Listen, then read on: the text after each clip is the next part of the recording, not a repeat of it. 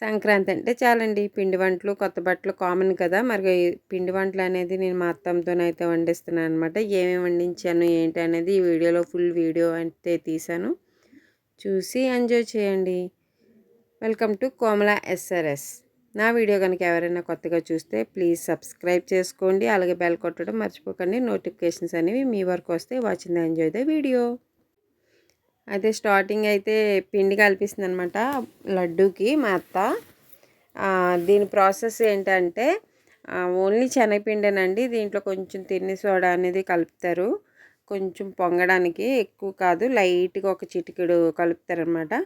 కలిపిన తర్వాత ఇంకా సాల్ట్ కూడా వేయరు ఇందులో. అలా బూందీలాగా దేవేసుకోవడమే. దేవేసుకొని పక్కన పెట్టేసుకొని తర్వాత దీనికి ఇప్పుడు మనం పిండి కేజీన్నర వేస్తే దీనికి షుగర్ వచ్చేసి 2 కేజీలన్నర వేయాలన్నమాట పాకంకి. 2 కేజీలన్నర వేస్తారు పాకంకి, సరిపోతుంది కరెక్ట్గా. పాకం కూడా ముద్ర పాకం కాదు, లేతగా తీయాలన్నమాట. తీసేయాలి. చూసారు కదండి, బూందీ ఇలా చేస్తుంది మా అత్త. మా అత్తకు బాగా వచ్చు పిండి వంటలన్నీ, అందుకే మా అత్త దగ్గరికి వచ్చి అన్నీ చేయించుకున్నాను. ఇప్పుడు మా ఇంట్లోనే చేసేదాన్ని.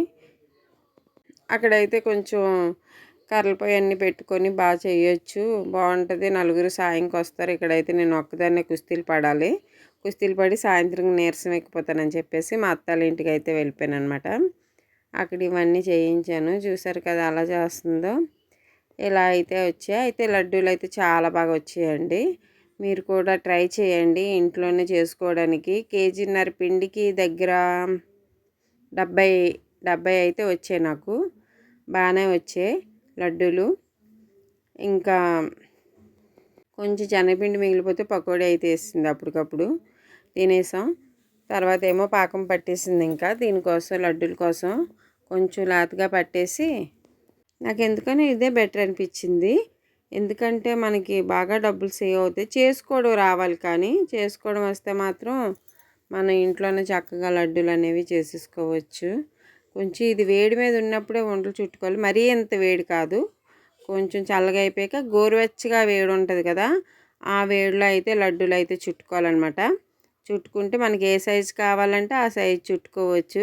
ఇదేం పెద్ద ప్రాసెస్ కాదండి. లడ్డూలు అనేది బ్రహ్మ విద్యం కాదు, చేయడం రావాలంతే చేసేసుకోవచ్చు.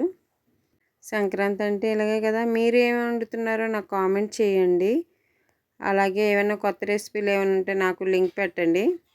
నా వీడియో చాలా ఓపికగా చూసినందుకు చాలా థ్యాంక్స్ అండి. కొత్తగా తీస్తున్నాను కదా, కొంచెం ఎంకరేజ్ చేయండి. ఇది ఒక మినీ లాగ్ అనమాట. ఇలా చేశాను. మీరు ప్లీజ్ ఎంకరేజ్ చేయండి నా వీడియోకి. సో లడ్డూలు ఇలా చుట్టుకోవాలన్నమాట. ఇలా చుట్టేసుకోవడమే. 2 చేతులతో కంపల్సరీ చుట్టాలి. అయ్యో 2 చేతులు ఏంటని ఆలోచించకండి. 2 చేతులతో చుడితేనే లడ్డు అనేది వస్తుందన్నమాట చక్కగా. చూసారు కదా, మనకి ఏ సైజు కావాలంటే ఆ సైజులో లడ్డూలు అనేవి చుట్టుకోవచ్చు అనమాట. చుట్టుకొని కొంచెం డ్రై అయ్యాక బాక్స్లో పెట్టేసుకోవడమే. ఇలాగా చుట్టుకున్న వెంటనే బాక్స్లో పెట్టకూడదు, పగిలిపోతే. డ్రై అయ్యాకే పెట్టుకోవాలి.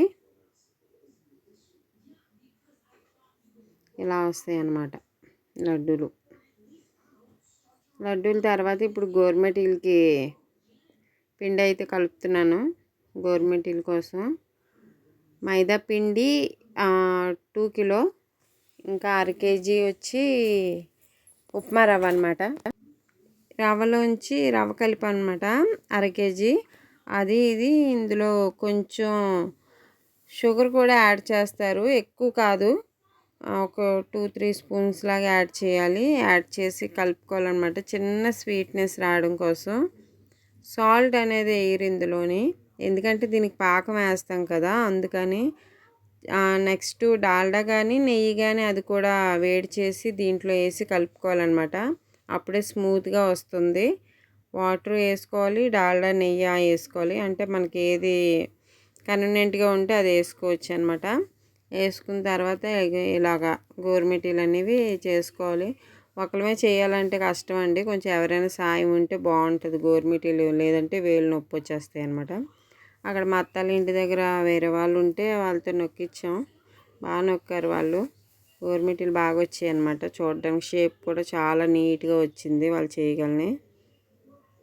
నేను చేసినప్పుడు కొంచెం అటు ఇటుగా వచ్చింది, కొత్త కదా, తినడం తప్ప మనకు అంత చేయడం అయితే పెద్దగా ఏం రాదు. ఇలా వస్తాయి అన్నమాట. చూసారా షేపు అలా వచ్చే ఫ్రై చేసుకోవాలి బాగా. ఇది హైలో పెట్టి ఫ్రై చేయకూడదండి, కొంచెం అంటే బాగా ఆయిల్ మరిగే వరకు చూస్తే ఇది బేగా ఫ్రై అయిపోయి అనుకోండి లోన ఉడకదు. మళ్ళీ కొంచెం చిన్న మంట మీదే పెట్టి ఇది ఉడికించాలి, లోన కూడా ఉడకాలి కదా, ఉడికితేనే బాగుంటుంది అన్నమాట. తర్వాత దీని మీద మనం పంచదార పాకం వేసుకోవాలి. దీనికి వచ్చేసి పంచదార 2 కేజీలు తీసుకున్నాం. ఇది 2 కేజీలున్నారు కదా, దీనికి 2 కేజీలు షుగర్ తీసుకొని, ఇది నార్మల్ పాకమేనండి. నార్మల్గా అంటే తీగ పాకము కాదు, లేకపోతే నార్మల్గా పాకం తీసుకొని ఇలాగ దీనిపైన వేసుకొని కుదిపేసుకోవాలి, అంటే కలుపుకోవాలి మొత్తం. అప్పుడు దీనికి అనేది పడుతుంది అనమాట, బాగా పాకం అనేది నీట్గా పడుతుంది అనమాట. ఇలాగ కుదుపుకోవాలి, ఇటు అటు కొంచెం కలుపుకొని పక్కన పెట్టేసుకోవాలన్నమాట. తర్వాత డ్రై అయిపోయాక ఒక క్యాన్లో ఎత్తి పెట్టేసుకోవడమే. ఇంతేనండి గోరుమిటీలు. ఇవి కూడా చాలా సింపుల్ రెసిపీ, మనం బయట ఎంతో రేట్ ఎట్టు కొనుక్కుంటుంటాం. దీని తర్వాత వచ్చి గులాబీ పువ్వులు చేసాం అనమాట. గులాబీ పువ్వులు అందరికీ తెలిసిందే, మైదా పిండి ఇంకా బియ్యం పిండి. మైదా పిండి ఎంత తీసుకున్నామో బియ్యం పిండి షుగరు మొత్తం 3 సమపాలలో తీసుకోవాలన్నమాట. కేజీ అది, కేజీ మైదా, కేజీ బియ్యం పిండి, కేజీ పంచదార. దీంట్లో ఎలాచి పౌడర్ కూడా కలిపాం. కొంతమంది ఎగ్ వేస్తారు, అంటే అప్పుడు ఎగ్ వేస్తే మనం అన్ని రోజులు తినలేము కదా, అందుకని చెప్పేసి ఎగ్ అయితే వేయలేదు. ఇలాగ చేసి 3 తిక్కుగా కలుపుకోవాలి. మరీ పలచగా కలుపుకున్న పువ్వు సరిగ్గా రాదు, కొంచెం తిక్కుగా కలుపుకుంటే పువ్వు అనేది బాగా వస్తుందన్నమాట. చూసారా చాలా బాగా వచ్చాయి నీట్గా, పువ్వులన్నీ చక్కగా వచ్చాయి. పెద్ద పువ్వు ఉంది, ఆ పువ్వులు బట్టి చక్కగా వచ్చాయి. నెక్స్ట్ జంతికలు చేశాను అనమాట.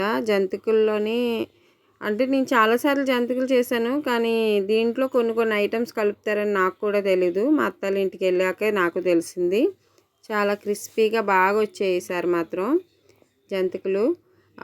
దీంట్లో కావాల్సినవి ఏంటంటే 3